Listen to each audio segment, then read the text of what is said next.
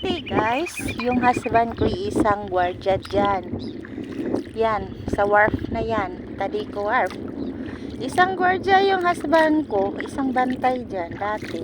Year 2003 to 2004, 2005. Hanggang, yan na year 2004 hanggang 2009. Dyan siya. Pagdating ng 2009, doon na din siya nagwardya sa Davao hanggang hindi na siya naging gwardya doon, naging messenger na siya. Hanggang ngayon, messenger siya.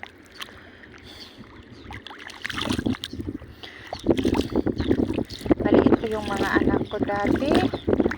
Kapag dyan kasi si husband nag-guard, nagagalit siya lagi kasi silusa ako.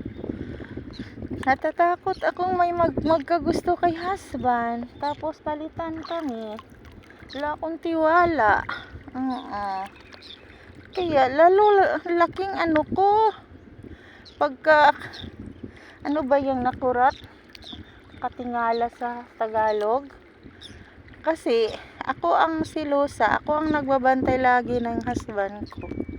Binabantayan ko si husband lagi. Nagagalit si husband kasi ang dadalhin ko lang dyan kapag binabantayan ko siya yung bunso ko, tapos yung dalawang anak ko iniwan ko sa bahay.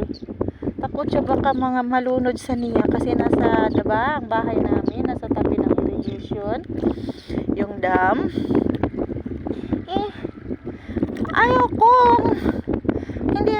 Hindi ako mapakali kasi takot akong magkasala yung husband ko, magkagusto sa iba kasi insecure ako.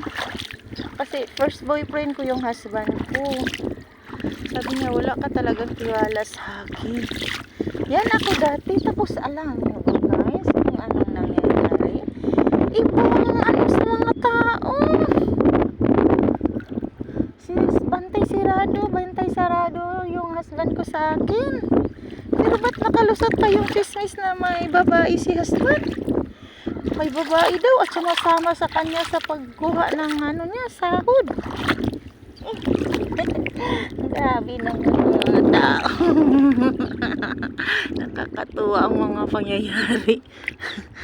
Di ba? Basta't alam mo ang totoo Sabi ko nga, kayo nagbabantay kayo sa asawa ko, hindi nyo ba alam, ganun din ako.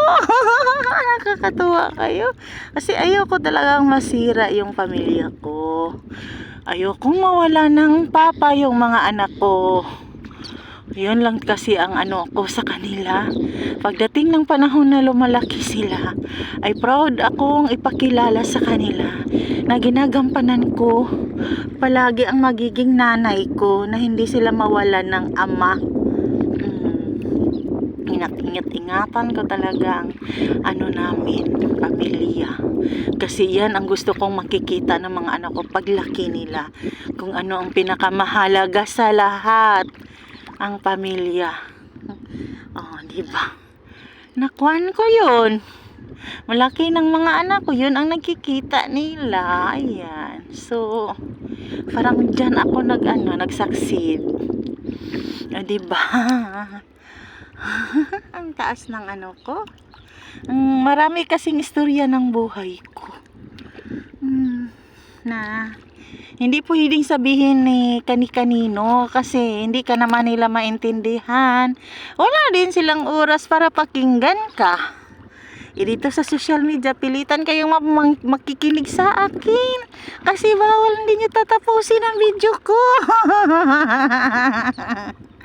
Kasi babalik yan sa account nyo Kaya makinig na lang kayo sa istorya ng buhay ko. Kahit isa lang akong simpleng mamamayan.